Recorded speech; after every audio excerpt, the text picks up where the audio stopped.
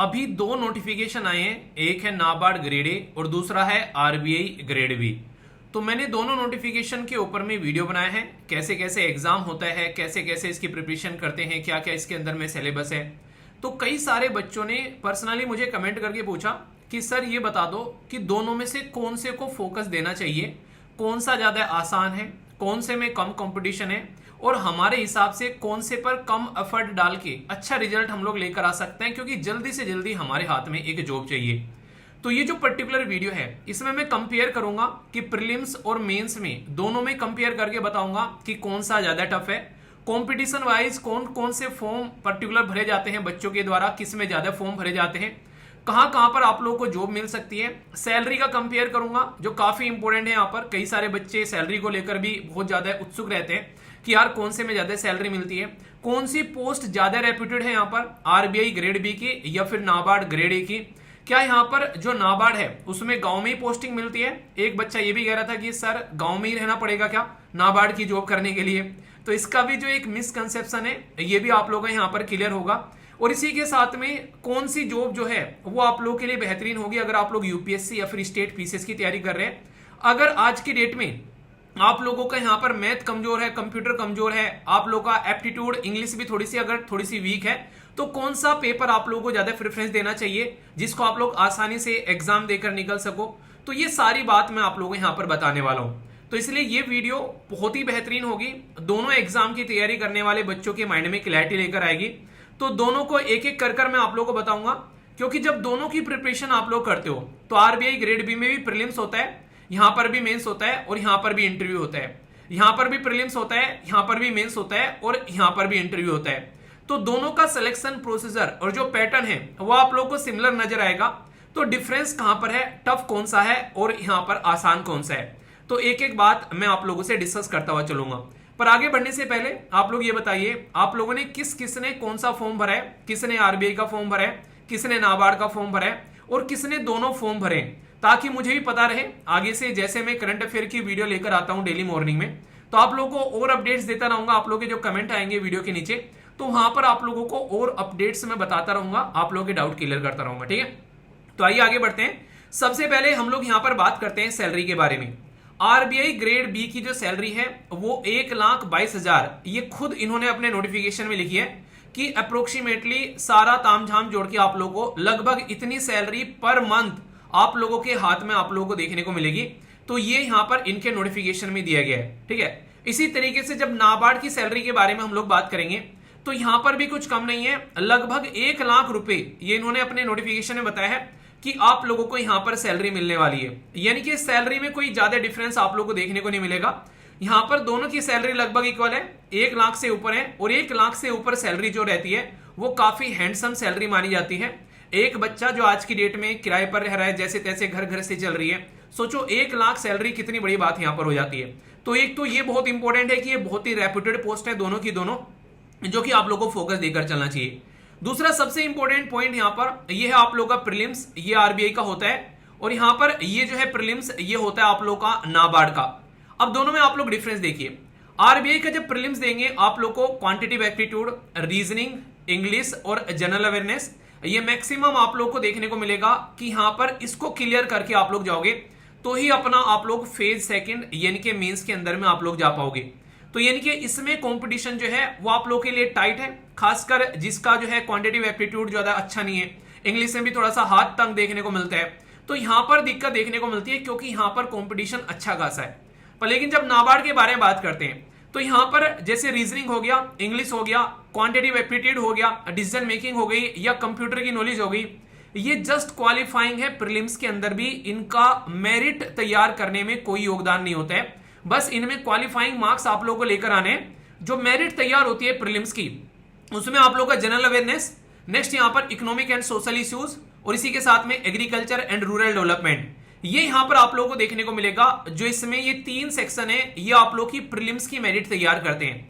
ये इन्होंने बकायदा लिखा भी है, अगर आप लोग ध्यान से पढ़ोगे तो ये नोटिफिकेशन में इन्होंने मेंशन कर दिया है कि क्वालिफाइंग सेक्शन है reasoning, English, computer knowledge, quantitative aptitude और डिसीजन मेकिंग, और जो प्रीलिम्स की मेरिट बनाएंगे वो है यहाँ पर general awareness, economic and social issues और इसी के साथ में जो एग्रीकल्चर एंड रूरल डेवलपमेंट। तो इसके बेसिस पर आप लोगों को मेंस के लिए शॉर्ट लिस्ट किया जाएगा, जो कि मेरिट सेक्शन है।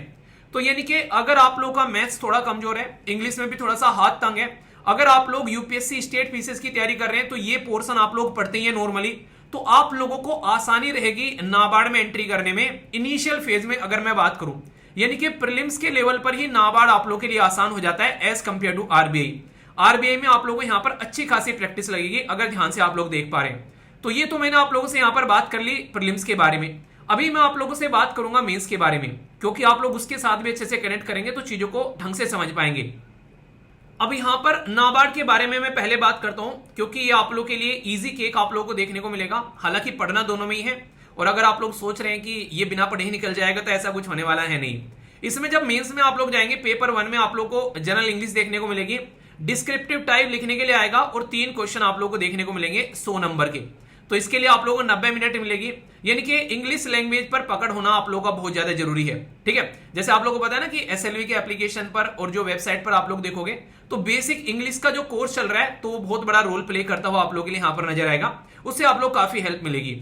और दूसरा पेपर जो है इकोनॉमिक एंड सोशल इश्यूज और एग्रीकल्चर और रूरल डेवलपमेंट के बारे में बात करते हैं, तो ये तो सारा का सारा आप लोग यूपीएससी में पढ़ते ही पढ़ते हो, तो ये इसलिए आप लोग के लिए आसान रहेगा। इसमें 30 क्वेश्चन ऑब्जेक्टिव रहेंगे और 6 क्वेश्चन सब्जेक्टिव रहेंगे। तो ये आप लोग का डिस्क्रिप्टिव टाइप का पेपर हो जाएगा। यहाँ पर ये सेकंड वाला जो सेक्शन है आप लोग यहाँ पर बेसिकली ये यूपीएससी या फिर स्टेट पीसीएस में आप लोग कवर करते हो। तो लेकिन पर आप लोग अगर आरबीआई में आप लोग जाते हो तो आरबीआई में पहला पेपर होगा इकोनॉमिक एंड सोशल इश्यूज का, जो आप लोग फेज सेकंड में जाओगे। दूसरे पेपर में इंग्लिश है, तो यहां पर भी इंग्लिश है और वहां पर भी इंग्लिश है। अगर ध्यान से आप लोग देखोगे इकोनॉमिक एंड सोशल इश्यूज यहां पर भी है, इकोनॉमिक एंड सोशल इश्यूज यहां पर भी आप लोग को देखने को मिलेंगे। पर लेकिन यहां पर जो है ये फाइनेंस और यहां पर मैनेजमेंट वाला पोर्शन आ जाता है एक्स्ट्रा। यहां पर आप लोग को अगर बात करोगे आरबीआई की जगह नाबार्ड के बारे में, तो यहां पर focus agriculture and rural development आप लोग को एक्स्ट्रा देखने को मिलेगा। यानी कि इकोनॉमिक एंड सोशल इश्यूज तो कॉमन है यहां पर भी और वहां पर भी, पर एग्रीकल्चर एंड रूरल डेवलपमेंट यहां पर एक्स्ट्रा है। और वहां पर अगर आप लोग जाओगे फाइनेंस और मैनेजमेंट यहां पर एक्स्ट्रा है। तो दोनों में से जो भी आप लोग को लगे कि यार हाँ किसको मैं ढंग से कवर कर सकता हूं, तो इसको आप लोग यहां पर देख सकते हैं। यानी कि दोनों में कुछ पोर्शन आप लोग को अलग नजर आएगा। जैसे यहां पर agriculture and rural development focus रहेगा पूरा, और यहां पर आप लोग को फाइनेंस और मैनेजमेंट, क्योंकि आरबीआई के अंदर में जब आप लोग जाते हो तो आप लोग को पता है आप लोग को मॉनेटरी पॉलिसीज वगैरह के ऊपर में काम करना होता है, तो ये ज्यादा जरूरी यहां पर कंपेयर आप लोग को देखने को मिलता है। तो इसीलिए थोड़ा सा कहते हैं कि आरबीआई में थोड़ा सा एक्स्ट्रा आप लोगों को यहां पर मेहनत करनी पड़ती है एज कंपेयर टू अगर बात करते हैं यहां पर इसके बारे में जो कि आप लोगों का है नाबार्ड के बारे में। ठीक है, अब आगे चलते हैं। ये यहां पर आप लोग देखो 2019 में आया फॉर्म, 2021 में आया, 2022 में आया, 2023 में आया। यहां पर वैकेंसी 127 थी, 270 थी या 238 थी और 222 थी। अब की बार कितनी वैकेंसी है बताइए जरा, इतना तो पता ही होगा आप लोगों को।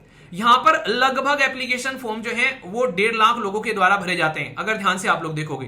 ठीक है, यहां पर आप लोग भरे गए 1,58,000, यहां पर 1,88,000, यहां पर 1,30,000 और यहां पर भरे गए आप लोग 1,50,000।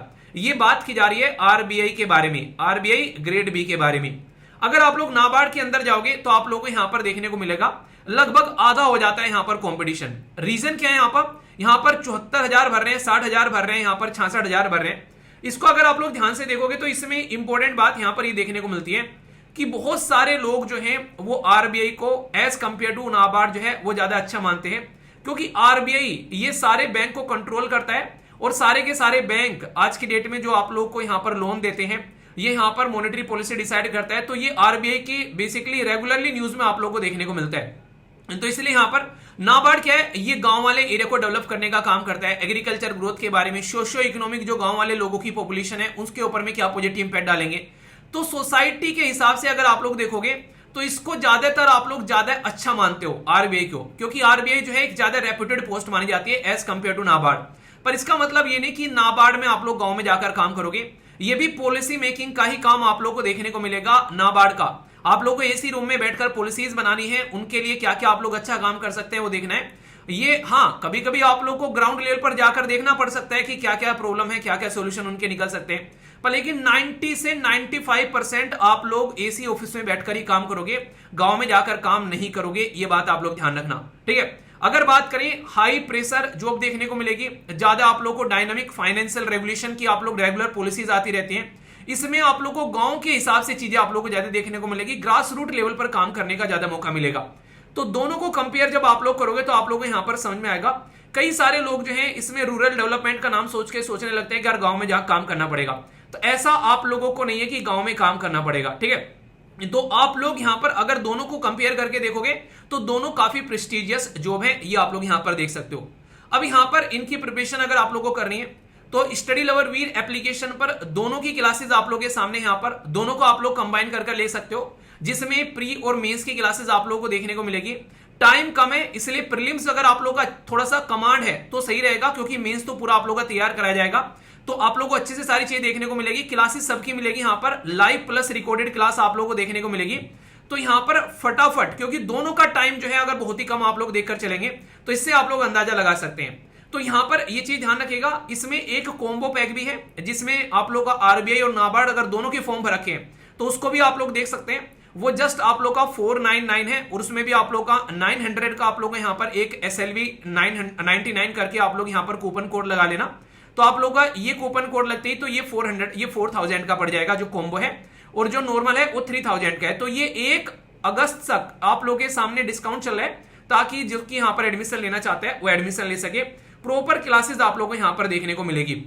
अगर आप लोग चाहते हैं कि सिस्टमेटिक वे में क्लासेस आप लोग को लेकर चलें तो संडे में भी क्लासेस रहेगी, तो उसके लिए तैयार रहना क्योंकि टाइम कम रहता है। इसी के साथ में आप लोग क्या ट्रस्ट कर सकते हैं, अगर फर्स्ट टाइम एप्लीकेशन के बारे में सुन रहे हैं, SLV का एप्लीकेशन है कोई, तो आप लोग ट्रस्ट कर सकते हैं, क्योंकि स्टडी लवर वीर एप्लीकेशन अगर प्ले स्टोर पर आप लोग जाएंगे 50,000 डाउनलोड है और 4.9 रेटिंग है, आप लोग देख सकते हैं। तो 4.9 रेटिंग के साथ में ऑलरेडी यहां पर यूपीएससी की क्लासेस चल रही है सिस्टमेटिक वे में, आप लोग की स्टेट पीसीएस की क्लासेस चल रही हैं। तो जो फैकल्टी पढ़ाएगी वो हाई क्वालिटी फैकल्टी देखने को मिलेगी आप लोगों को, जो कि आप लोग को सिस्टमेटिक वे में गाइड करती हुई नजर आएंगी, यानी कि यूपीएससी की फैकल्टी आप लोगों को पढ़ाती हुई यहां पर नजर आएंगी, जो कि बीपीएससी स्टेट पीसीएस की अगर बात करें, UP PCS, Orissa PCS, Haryana, इसी के साथ में उत्तराखंड, हिमाचल प्रदेश, मध्य प्रदेश, इनकी क्लासेस चल रही है। तो सोच सकते हो आप लोग की किस तरीके की क्वालिटी आप लोग को टीचर की देखने को मिलेगी।